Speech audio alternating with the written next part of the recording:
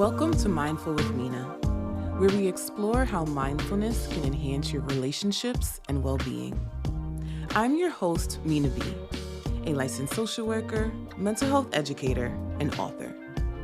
Through insightful discussions, I will guide you towards self-awareness and self-efficacy, empowering you to effectively manage your relationships, reduce burnout, and be more present with yourself. So let's jump into today's episode.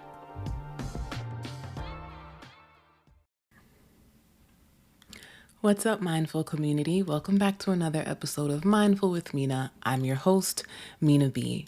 Now, before I jump into today's episode, I have something very special in store for you. Coming on November 15th from 11 a.m. to 3 p.m. in New York City is an opportunity for you to step into community, to reflect, and to create space for new beginnings. Consider this your save the date. More details are going to come soon, so if you want to learn more about this opportunity and this experience that I am curating, make sure you subscribe to my newsletter, but also subscribe to my podcast because more details are to come. Now, let's jump into today's episode because it is a very special one, and it's a topic that is near and dear to my heart, which is siblinghood. I am the youngest of 13, okay? I come from a blended family. I am my mother's second child, and I am my father's 12th child. And so I grew up feeling like an only child, specifically because my siblings were 15 to 30 years older than me, specifically my father's children. And I didn't necessarily have the best relationship with my sibling from my mother.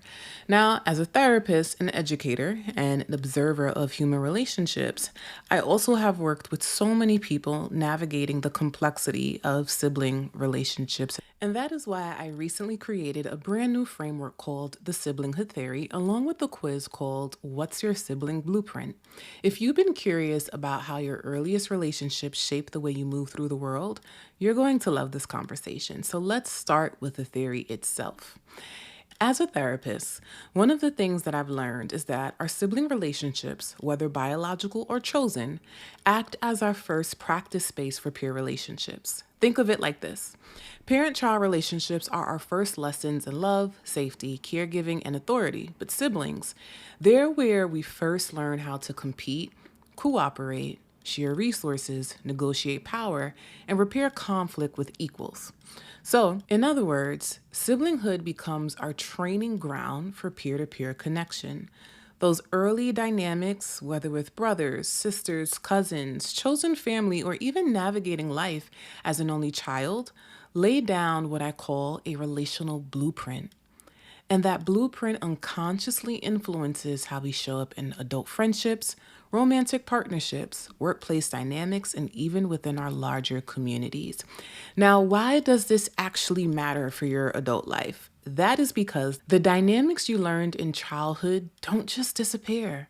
They follow you, often in subtle and unconscious ways. So, for example, if you were the sibling who always had to be the responsible one, eldest daughters, you might overfunction in your adult relationships, taking on more than your share at work, or constantly feeling like you need to manage everyone else's emotions. If you grew up always mediating conflicts between siblings, you might find yourself becoming the peacekeeper in friendships or even in the workplace.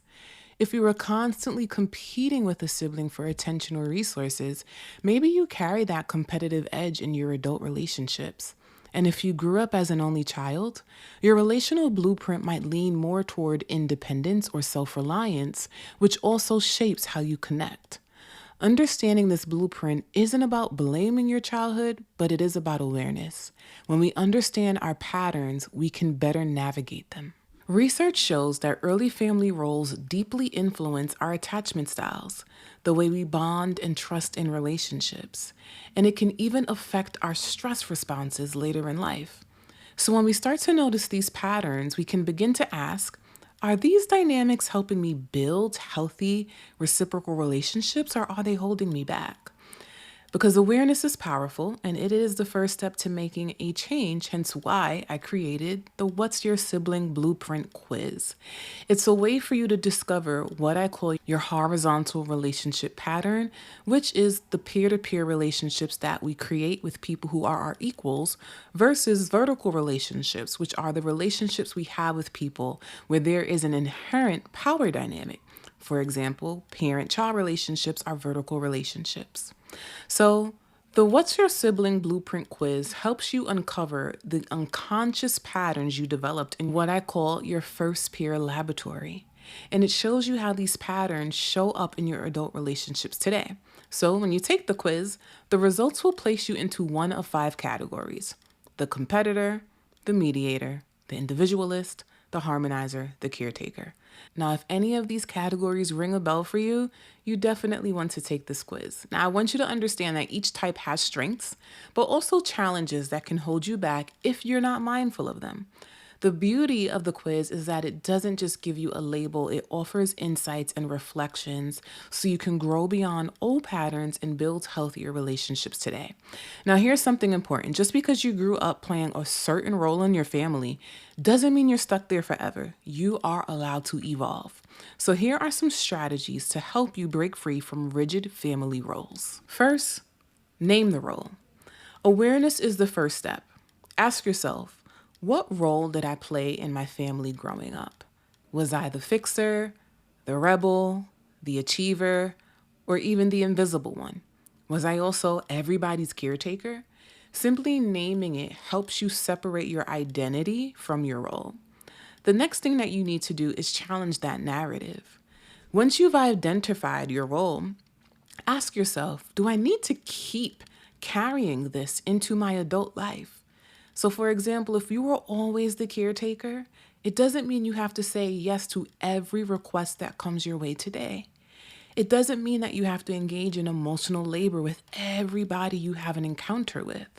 This is where you need to learn how to set boundaries. That's the next one, because family roles often blur boundaries. If you are the one who carried everyone's emotional load, it's important to practice saying, I care about you, but I can't fix this for you. There is a difference between care and caretaking. Boundaries are the bridge to healthier dynamics.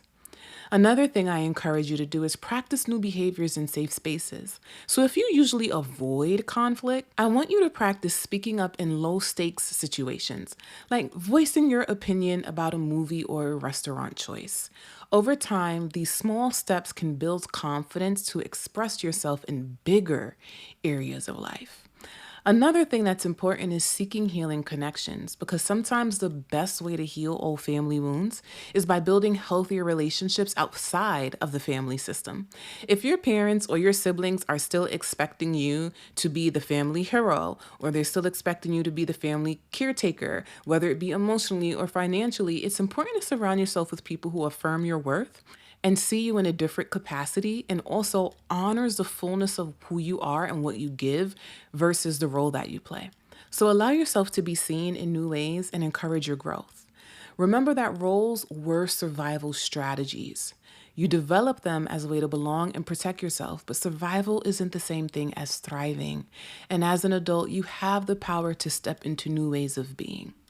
So, I want to invite you, after listening to this episode, to head over to the show notes and take the quiz, What's Your Sibling Blueprint? It'll only take a few minutes of your time, and I promise it'll leave you with some big aha moments about yourself and the way that you connect with others. As you explore your results, I encourage you to reflect on the roles you've played in your family and ask yourself, do I want to keep carrying this with me, or is it time for me to set that load down? At the end of the day, siblinghood isn't just about childhood. It's about how we relate to each other for the rest of our lives. And by understanding our blueprint, we get to break cycles, heal old wounds, and create healthier bonds moving forward. So thank you so much for tuning in today. If this episode resonated with you, please don't forget to subscribe, share it with a friend, and leave a review, because it helps this community grow. Again, don't forget to take the quiz, What's Your Sibling Blueprint? The link is in the show notes, and I can't wait to hear what you discover. Also, remember to save the date, November 15th, because something special is coming. Until next time.